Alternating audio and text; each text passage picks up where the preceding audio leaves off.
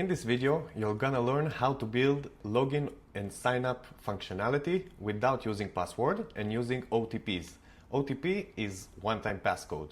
You can see here that I have a login screen. I can just paste my email here. I can log into the email. Then let's go to my email inbox and see what it sends us. Now we can see in the email inbox that I've got a one-time passcode 1530, and I can just put it here 1530 and verify it. Now we're logged in. What we basically did here, we sent an OTP one-time passcode to our email, changed the password on the backend to match this new password that we have in order for us to log in. I'm Sean Zimkov, a full-time Bubble developer traveling the world and making content like this to help you to do that as well. So without further ado, let's start with the build. So you can see here on the page, I already have two groups.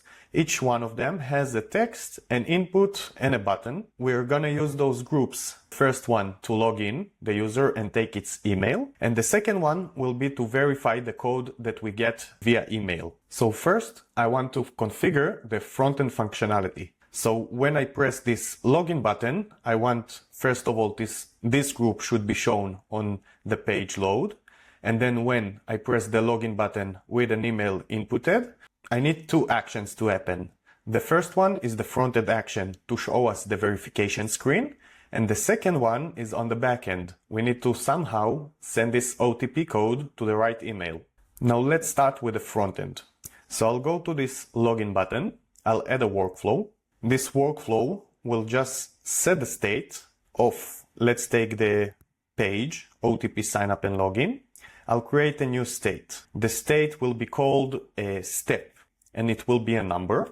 So here I want to change the step from I will make it a default as 1, and I want, when I press the login button, it to change to 2. So we know we can show the verification screen in step 2. And what I also want to do is to save the email that the user has inputted. So let me just check the name of this input. Yeah, it's input email login. And this is input.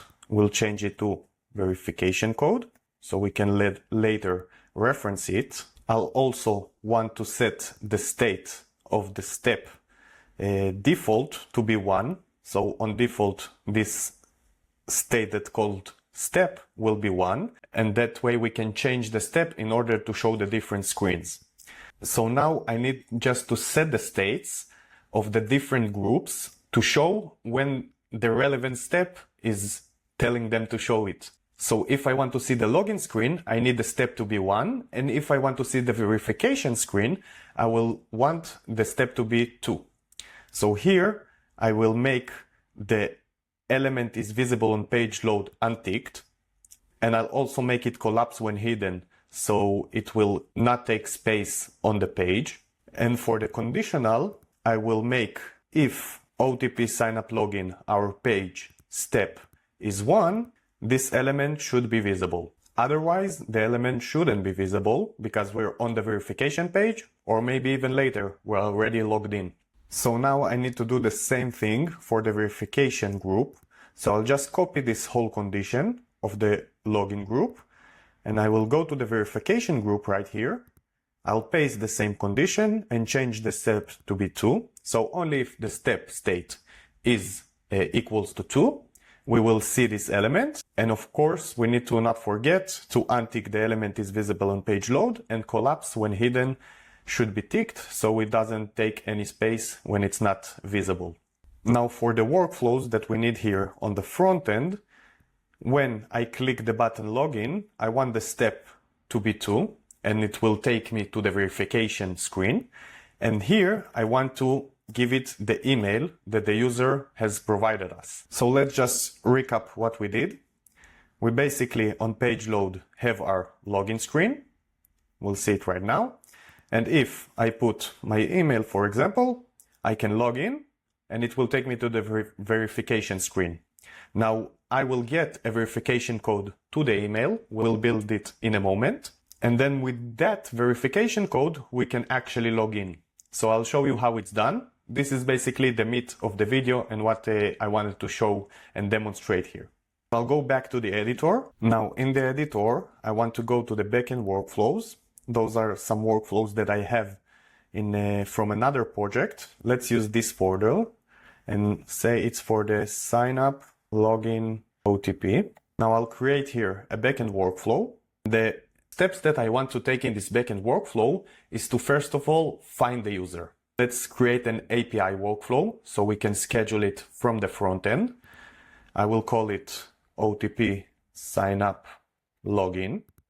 I need to pass into this backend workflow the email of the user, so it will be text, and that's it. So now what I need to do with this email, we have action that is called create an account for someone else.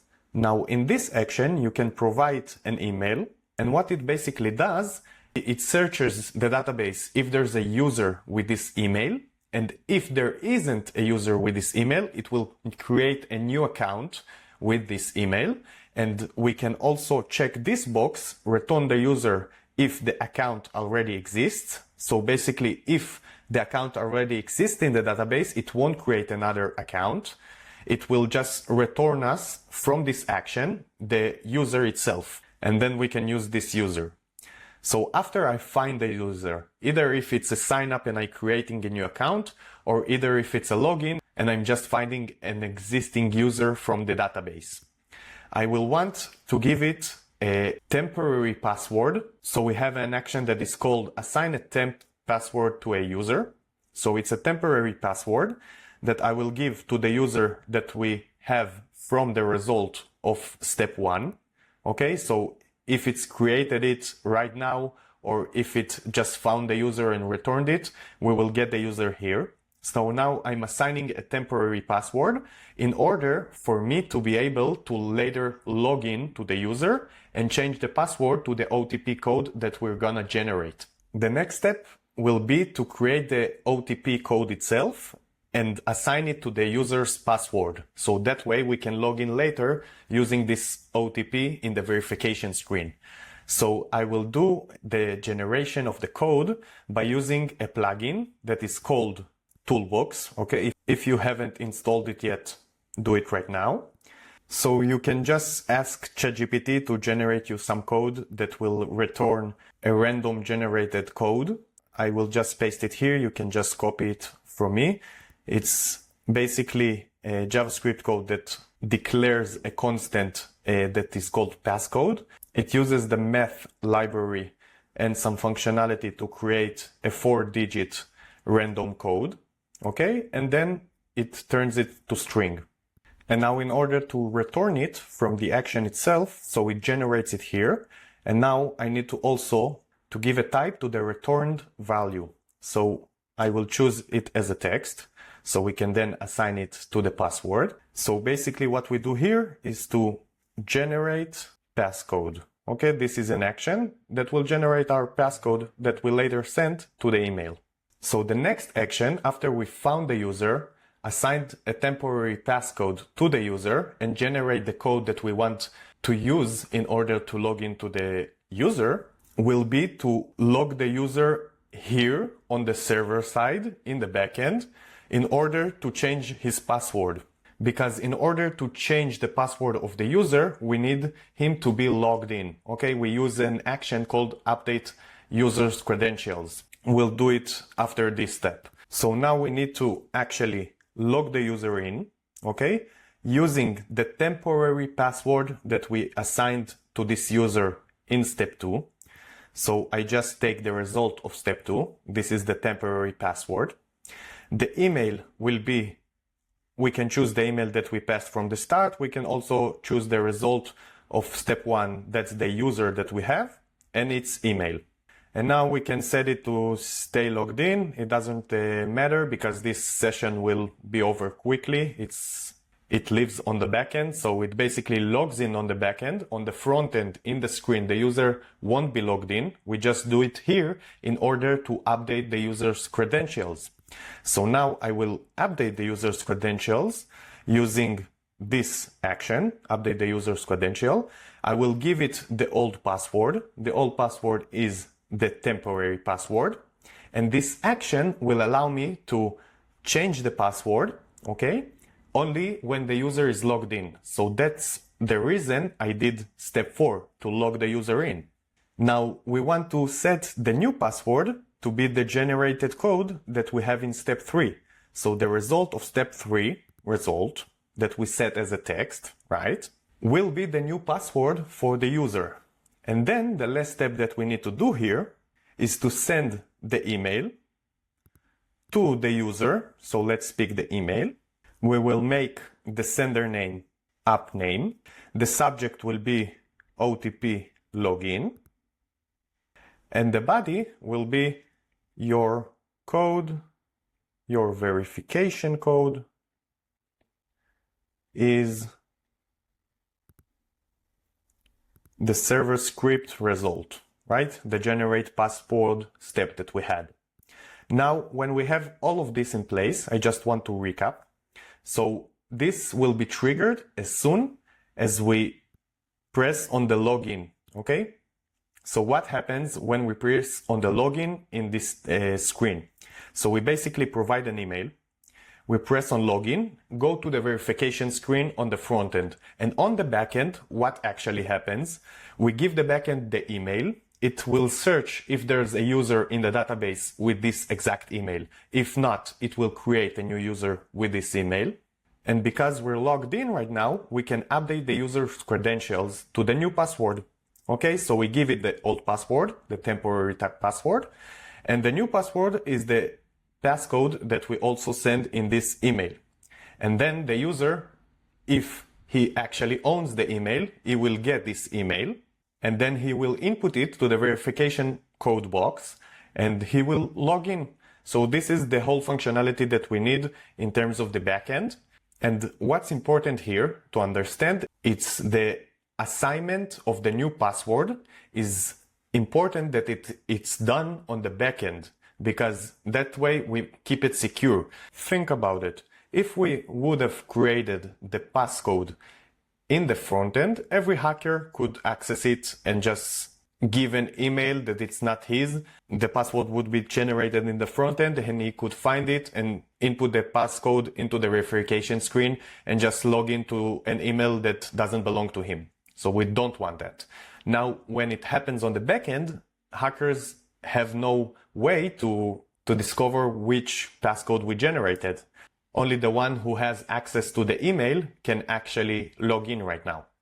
So we need to trigger this backend workflow in this button. So not only I'm gonna change the step to 2 in order for us to see the verification screen, and I also save the email. What I want to do here is use a schedule API workflow action. This will allow me to choose this OTP that we've created. I will give the email that we just saved here in the state. We can also use the input, but it's better practice to use the saved value that you already have, because in more complex registration, sign up, login functionalities, you need to use this in a lot of places. So that's why I recommend to use the email when we already saved that. And we will schedule it to the current date and time, so it will happen immediately. Now, the last thing that we need to do is just take the verify button and actually make it functional. So we'll add a workflow.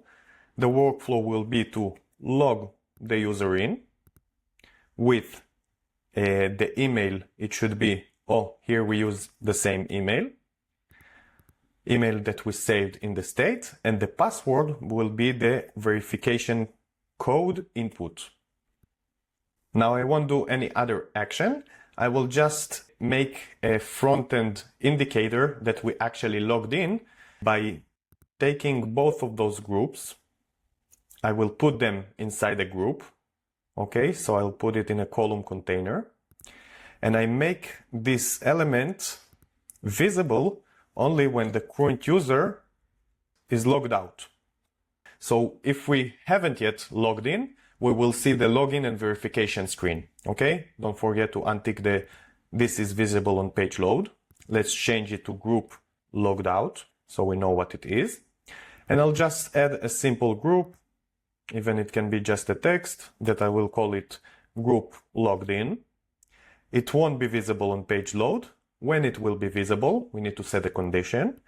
It will be visible when the current user is logged in. So basically when we successfully gave the verification code from the email. Now what I want inside this group is just a text. I will put it in the middle. I'll make the group center aligned. I'll change the text to be a little bit bigger and bold and say logged in. Now let's test it out. So let's go back to the preview mode. I will input my email and press login. This should, first of all, take me to the verification screen and also trigger the whole backend workflow. It updates my credentials to the new password that we generated in the server, and it also sends it to my email. So let me check my email. And here you can see that I got the email. My verification code is 2638, okay? And the same email that we set up in the backend workflow. So it's app name, OTP login to my email from my app. So we see that the email send is working, and it should have also updated the password in the Bubble app. So I'm back on the Bubble app. I will just paste the code 2638. And when I click verify, it should log me into the account because we updated the password. So now, yes, I'm logged in. And now we can add a button to log out and test it again. But basically this is the functionality. Now you know how to create a sign up and login functionality using an OTP, one-time passcode, and leveraging the backend workflows. So I just wanted to show you a little bit about backend workflows and how it can help you in your development. And there's a bunch of different reasons and useful cases to use backend workflows. And I believe I will cover it in more videos to come. So thank you for staying up until here. And I love to hear some feedback from you guys. Now get out of here.